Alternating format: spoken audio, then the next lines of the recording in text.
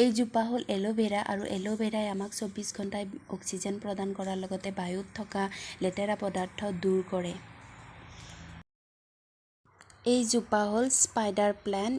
এই দেখাত অকণমান মকৰাৰ দৰে, সেইকাৰণে কিজানি স্পাইডাৰ প্লেণ্ট নাম ইয়াৰ। দেখাত বহুত ধুনীয়া লাগে। এই ঘৰৰ ভিতৰতো হয়, আমাক 24 ঘণ্টাই অক্সিজেন প্ৰদান। এইজোপা হ'ল মানি প্লাণ্ট আৰু এইজোপা গছে আমাক 24 ঘণ্টাই অক্সিজেন দিয়াৰ উপৰি বায়ুত থকা লেতেৰা পদাৰ্থ পৰিষ্কাৰ কৰে। এইজোপা হ'ল স্নেক প্লেণ্ট আৰু এই গছজোপাই আমাক ভৰপূৰ পৰিমাণত অক্সিজেন প্ৰদান কৰাৰ লগতে আমাৰ বায়ুমণ্ডলত থকা লেতেৰা পদাৰ্থ দূৰ কৰে। সেইকাৰণে আপোনালোকে অতি সোনকালে নিজৰ ঘৰত এই গছজোপা ৰুৱক।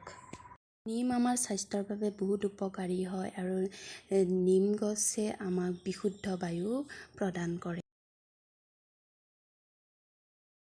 ভিডিঅ'টো শ্বেয়াৰ কৰাৰ মোৰ এটাই উদ্দেশ্য, এই কেইজোপা গছৰ গুণাগুণৰ বিষয়ে মই বহুত পঢ়িছোঁ কিতাপত,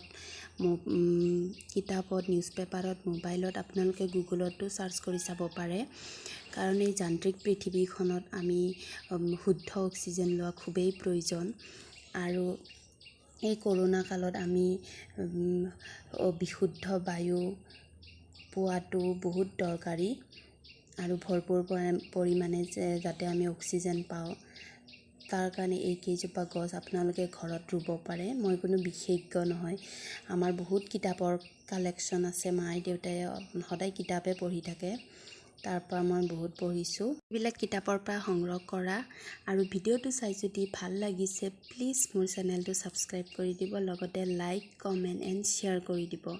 আজিলৈ আহিছোঁ, আকৌ লগ পাম নতুন এটা ভিডিঅ'ৰ সৈতে।